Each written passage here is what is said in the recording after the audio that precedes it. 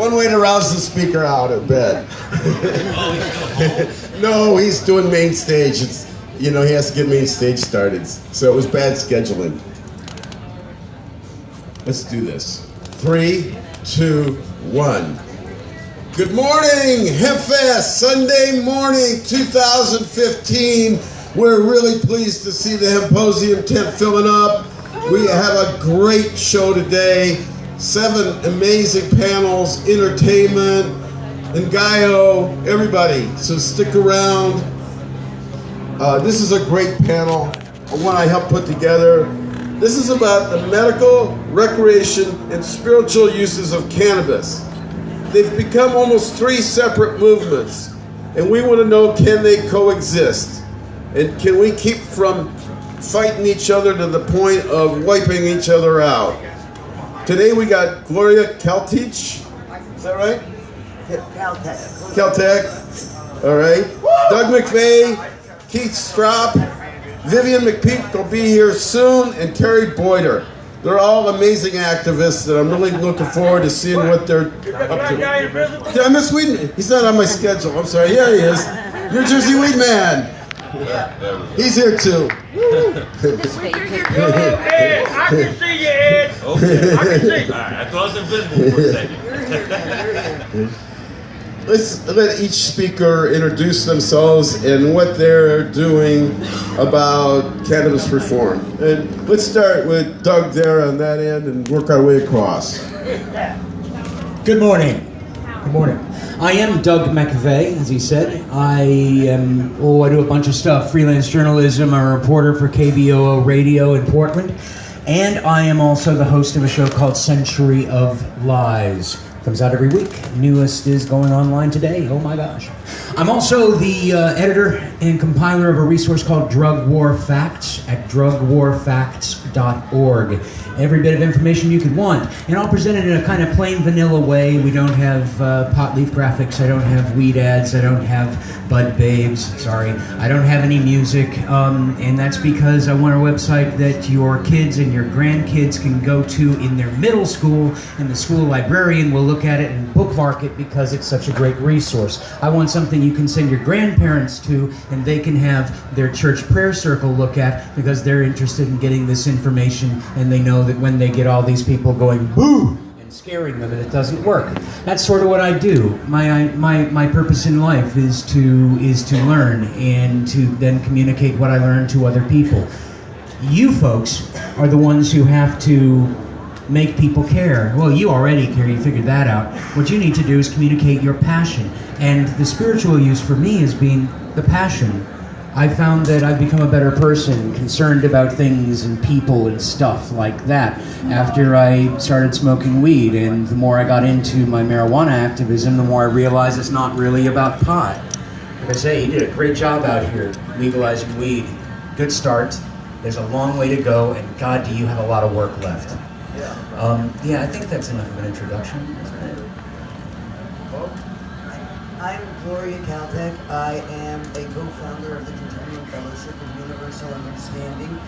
We are a group that meets on a regular basis, literally made up of local activists of varying religious backgrounds who share in the spiritual community of cannabis, and as well as the changes that we're working to create. Some of us have different viewpoints. I have friends that are on the that are medical users. I have friends that are recreational users. I know people who use for other purposes, and I kind of come from the perspective that if your body is not well, your spirit is not well. So medical use serves the spirit, and part of the purpose of spirit is to have a good time in our life and to be able to share in the joy of being alive. And recreational allows us to do that. So for me, it doesn't matter whether you're using it for recreational or for medicine or strictly because it's a religious thing. They're all good for the spirit and for what makes life good. And that's kind of what we teach and what we practice and do other community outreach. We have a garden, we share food, we do a lot of other things that are supportive of the spirit beyond cannabis. Keith? I'm Keith Strop. I'm legal counsel at Normal, and Normal has always been a consumer lobby. It grew out of some work I had initially done with Ralph Nader. But the consumer in this instance is the marijuana smoker. So we've always tried to represent the interest of marijuana smokers regardless of why they're smoking. It seems irrelevant to me as to why you smoke. The government has no business knowing whether we smoke or why we smoke. Now, interestingly, I spend a lot of my work in writing and speaking focusing on the fact that I think it's only incidentally about marijuana anyway. I think it's about personal freedom. And I do indeed believe that that's a universal concept, that you can connect with people, many of whom do not smoke marijuana. I think the reason we're winning this issue nationwide right now is because the majority of the non-smokers, of the 86% who don't smoke, nonetheless have recognized that prohibition is a failed public policy, that it destroys the lives needlessly of hundreds of thousands of good, productive citizens. So they're anti-prohibition. They're not pro-pot, but that's all right. It means they vote our way. So I think most of these reasons that we smoke may disappear in the bigger picture. Now, I will say this, that I had an occasion in my own life where I began to have seizures when I was 65 years old. And I didn't even know what a seizure was or an epileptic was. Well, I am an epileptic. It's anyone who's had more than 2 seizures.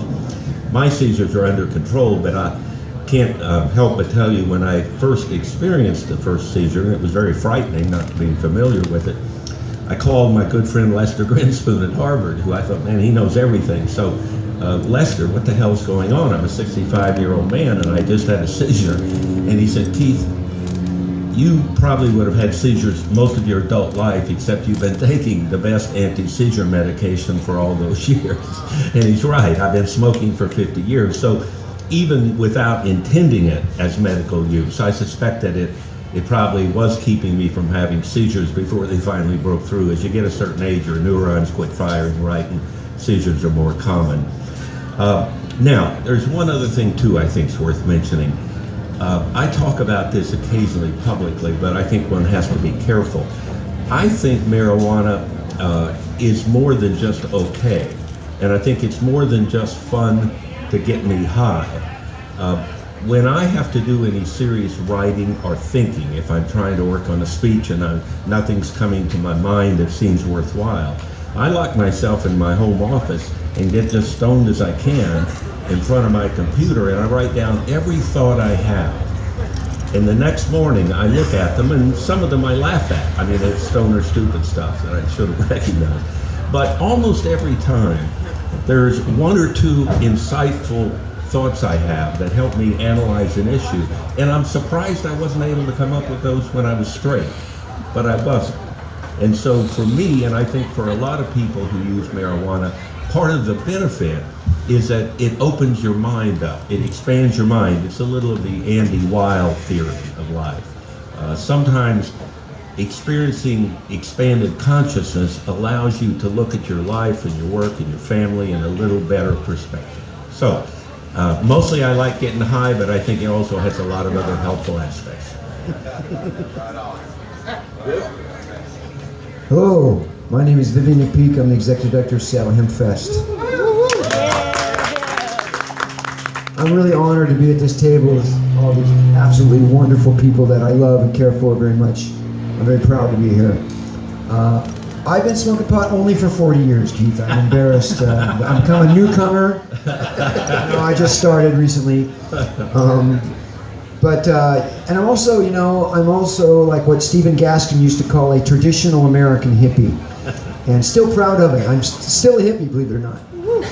To me, it was about a state of mind and a lifestyle and a belief system rather than a time period or a fad or something like that.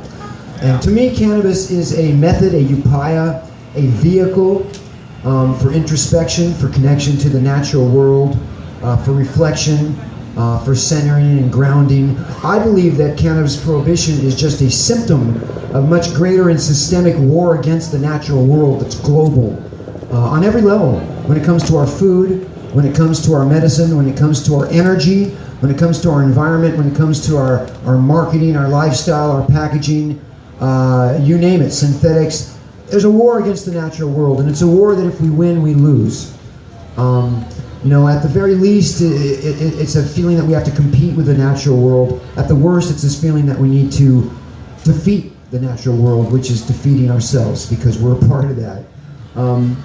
And I believe that religion, just like cannabis use, is just like the war to legalize cannabis and repeal prohibition.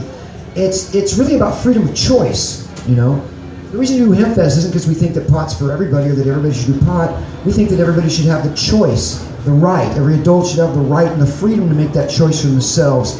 Just like they should be able to choose their medicine and their medical treatment and what food they want to eat, whether it's GMO or not, or whether it's organic or not. And they should be able to also choose what religion. This country is supposedly founded, literally founded, upon a belief of religious freedom. And so we need to walk our talk. If that means anything at all, then Americans should have the right to use cannabis if that's the way that they worship, or the way they connect, or the way that they project, or get grounded and centered with the spirituality of themselves. I do apologize. My first speaker starts at 11:35, so I dare say I'm going to have to bug out a little early, and I apologize for that.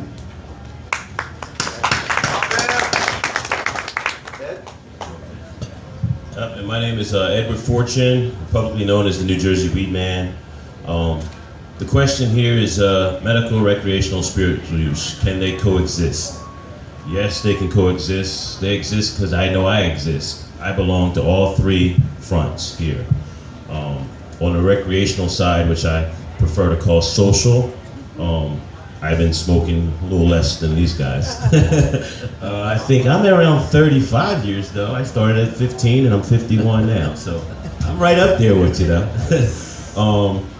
Medical, I got diagnosed in 2000 with a form of bone cancer. I've had a couple different procedures to take tumors out. Some of them just exist and don't bother me. Other ones exist and they're extremely painful. Most people with my condition are hooked on some type of painkillers, Percocets or oxycodons or something. And I'll admit I've used them, but I think the reason why I'm not hooked on any of those things is because I smoke as much marijuana as I do.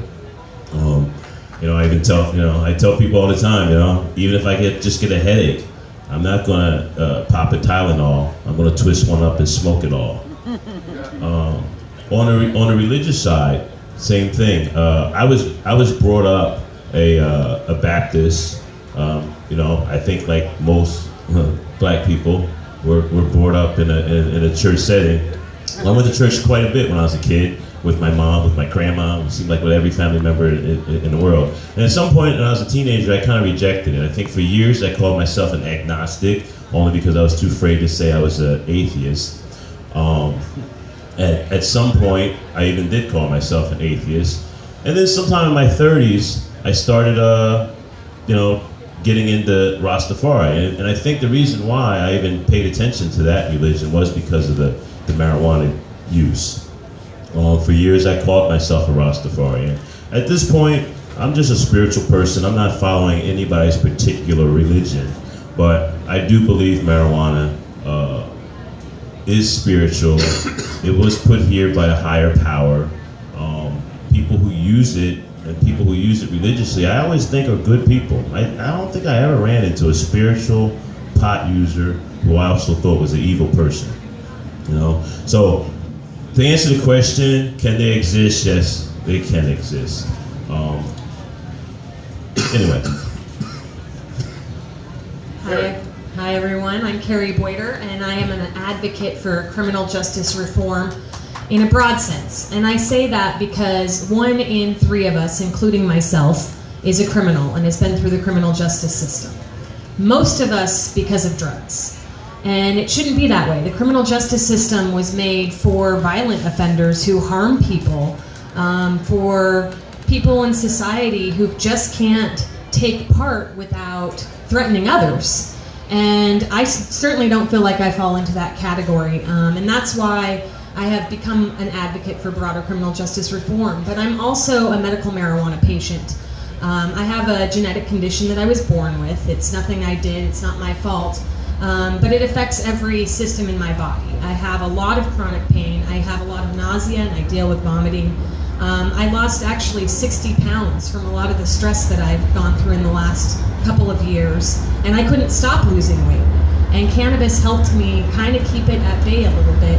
And so I certainly am a medical user, but I also am an advocate for recreational use. I worked in the state legislature on the legislative proposal that ended up becoming 502. And I had to make some really difficult decisions for me based on my own personal principles that were not easy. And even though I had worked pretty hard on that policy, I ended up choosing to oppose the initiative at the ballot because of some criminalization of users that were happening in that initiative. However, it has changed the paradigm. There are less arrests in Washington. People can drive around and not worry about being stopped in a traffic stop and being searched simply because of the smell of marijuana. Now, they do have to worry about, being accused of driving impaired when they aren't impaired, but the actual use of marijuana and smelling it is no longer a cause to pull people over and search their vehicles. So that's a huge, huge paradigm shift, and we can't deny that just because it wasn't necessarily the popular choice for everybody.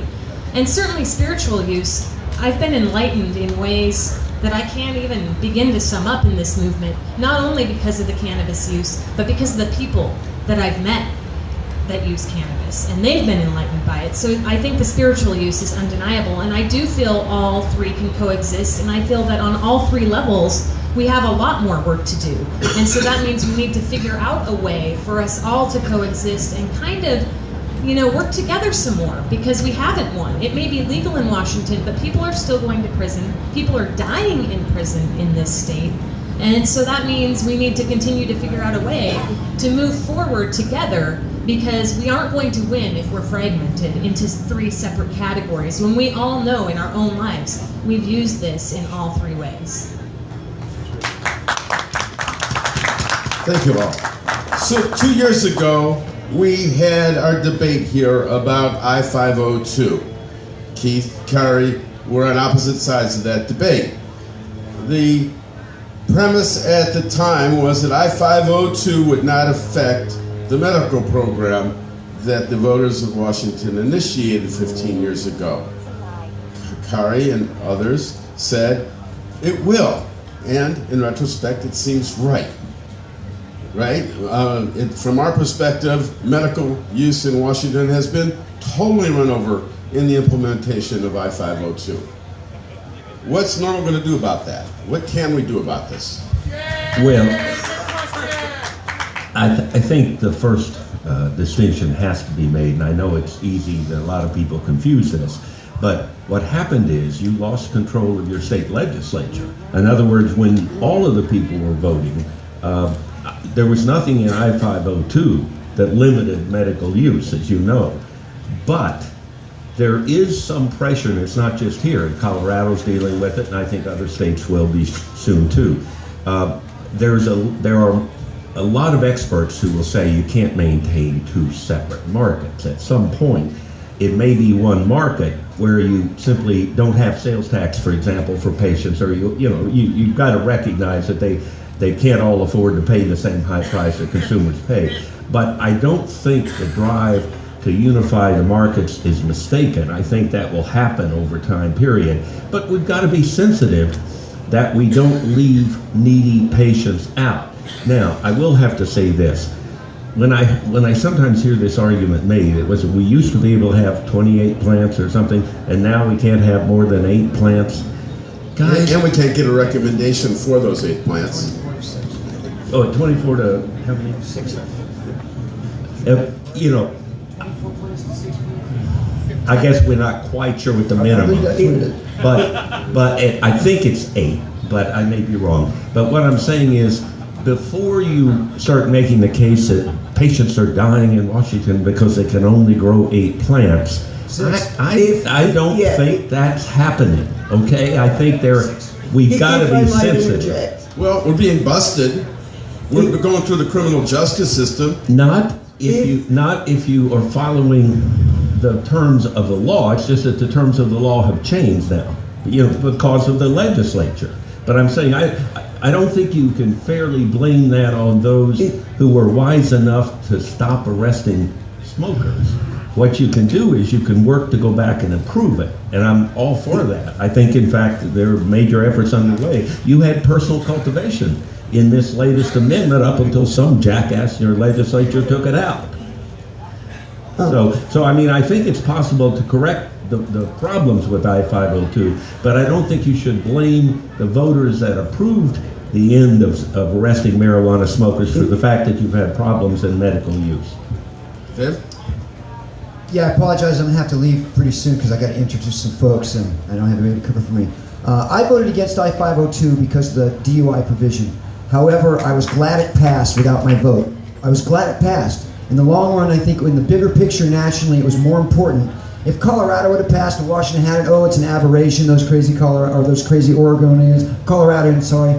And I think it's been a tipping point, critical mass to end this critical mess that we've had the 4 states pass. But I think even though the state legislature does look at, some of the state legislature looks at marijuana as OxyContin, cannabis, I think there's something deeper really wrong, and we have all of these medical dispensaries in Washington State that had supply chains. They did huge investments of money, of capital to get established. They had supply chains. They had customer bases. They had point-of-sale systems. They knew the in and outs of the industry. They already were taking in money and selling cannabis. And instead of allowing them to transition into stores that could also serve the general public, we created an entirely new separate, let's create a new wheel.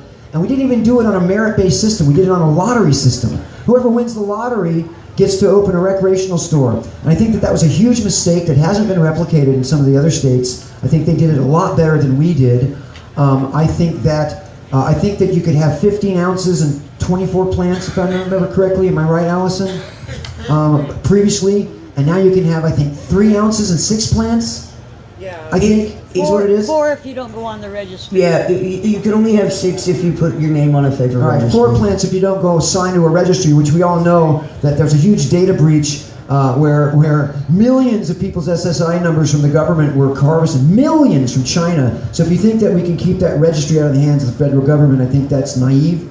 So I think you'd have to be a master gardener to grow 4 plants and create a month's supply of cannabis. A master gardener. I think most patients are sick, they're broke, they don't know what they're doing, they can't produce for their cells. And I think that it's terrible what's going on in Washington State, but I think it's complicated stuff. Reuben Carlisle, who was the sponsor of Senate Bill 2136, which just made it a Class C felony so that we couldn't have our adult use areas here in Hempfest this year like we had last year that were sealed off from children, which I thought was a model for the future because there could be an adult use area in every event, every public event in Washington State, maybe all over the country eventually if we made those work, which is why we cooperated with the city. And of course, 15 days before Hempfest, the city said, those use areas we made you do that you spent thousands of dollars on, and you bought $8,000 worth of fire retardant shit that we made you put on them, well, you can't do those this year. 15 days before the event, we had sponsors lined up. It was a nightmare. Anyway, Reuben Carlisle didn't want that in his bill. Senator Jinko Wells voted for it and didn't even know it was in there. Pete Holmes, our city attorney, is furious about that because he wants pot clubs. So it's a sausage factory in the legislature. It's very complicated stuff.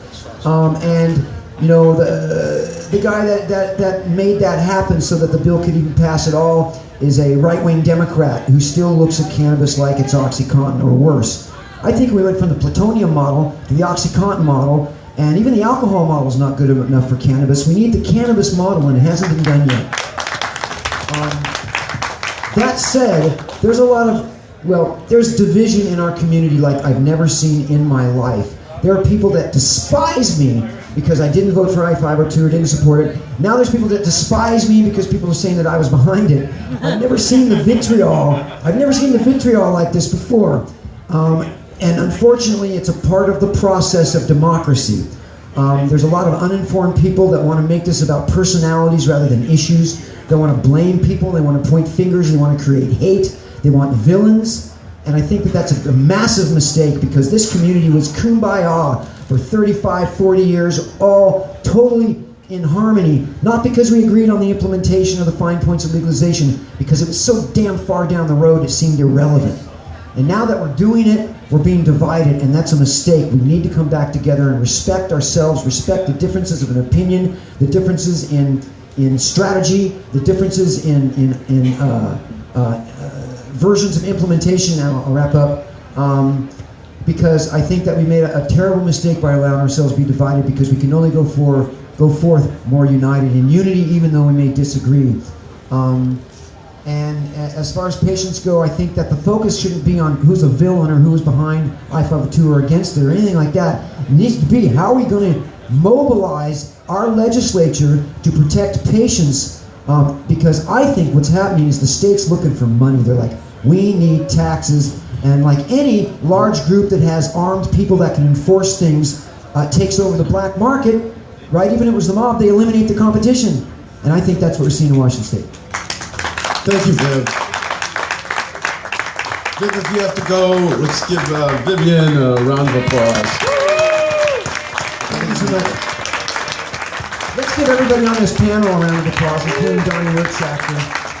And I think the real applause goes to the incredible Hempfest staff, which is still here after everything we put up with. I'm so sorry I gotta leave, but I don't want to be there for a speaker who doesn't get introduced. Thank you. Carrie? Vivian, really quick, was it $7 million economic impact Hempfest brought in? Absolutely, $7 million, which is equal to the 7 million people that can smoke or can have cannabis in Washington State because of I-502. 7.1 million people can have an ounce of pot, and $7 million Hempfest puts into the economy. Thank you.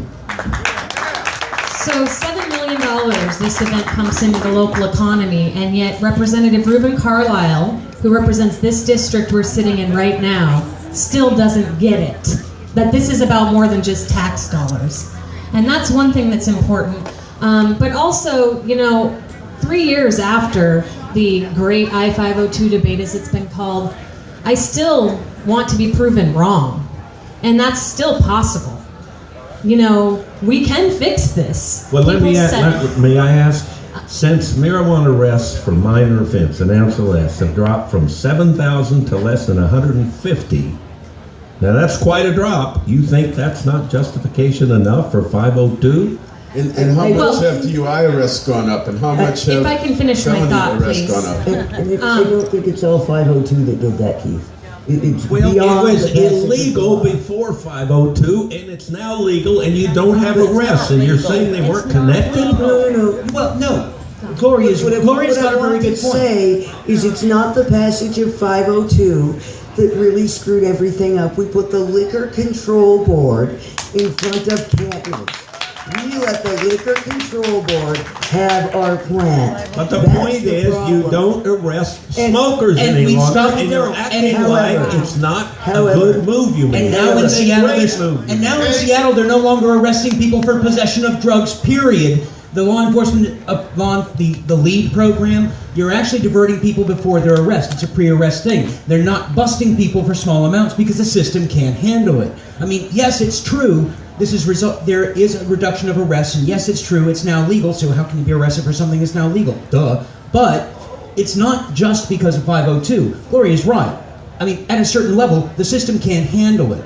They would probably have stopped arresting people for pot in this city anyway, although if you were an African American, you'd be more likely to be busted anyway, because the racial problems persist anyway, because legalization was this economic miracle, and that's why your legislature screwed it up. That's why Oregon's legislature has just finished screwing up Measure 91 and our adult use and the medical program that they swore they wouldn't. And I agree with Doug, because his research has led me there, that the bigger problem can actually be cut off at a federal level by eliminating some of the prison profit. But the greater issue in Washington, and I think something that Carrie will agree with me on, is patience. There were people who for 20 years before the passage of 502 and the implementation by the legislature via the passage of House Bill 5052, or Senate Bill 5052 and House Bill 2136, an emergency, by the way, legislation that included in its introduction that they were taking away the rights of the small gardeners because it was a challenge to 502 profit. So my thing is this: it is one thing to implement people who have a whole bunch of money That's great. Implement everybody. Let people sell recreational pot. Goddammit, let everybody get stoned for whatever reason you want to. But don't take away the right of people like my friends and my colleagues who for 20 years did nothing but grow 15, 30, 45 plants and give it away to people who needed it. No longer can we give it to you anymore. I watched friends die, and I'm going to say this for somebody who could not sit here and say it because they would cry. We have watched friends die because we can no longer produce the plant and make our own oil to give them in Washington because of this legislation. And it wasn't 502's passage, it was the legislators. Keith is right down there in Olympia, and we need to fire them. Sorry. It wasn't 502's passage, but it was the divisiveness that has resulted, that has allowed this to happen. And it has caused deaths. Rick Smith, the person this tent is named after, died waiting for an organ transplant in this state where it's legal, and it still hasn't been fixed, so we got some work to do. We're renaming the Peter McWilliams stage, another man who died as a result of the federal prohibition, for Kevin Black, who is a wonderful Hempfest volunteer. And now I'm going to get upset because my caregiver had to stop giving him RSO because she's now going to be a felon because of the result of this law, which means we still have more work to do. And Michael Safiati died in prison, serving time for misdemeanor marijuana possession in a state where it's legal, and he was 19 years old. And 502 didn't change it for him, which means we still have more work to do. And the biggest reason I opposed 502 is I was concerned about the divisiveness that we have witnessed today on this stage. And what I want to see from this panel is figuring out a way that we can move forward together, because people are dying. And there are competing markets. There's apples in this state. There's organic apples. I can have an apple tree in my yard and I can go buy chemical-filled apples if I want. We can work this out, and we have to, because people's lives are at stake. I'll get to audience questions in a minute, but I want to get to the other part of our topic this morning, which is religious use. Religious use goes back tens of thousands of years in our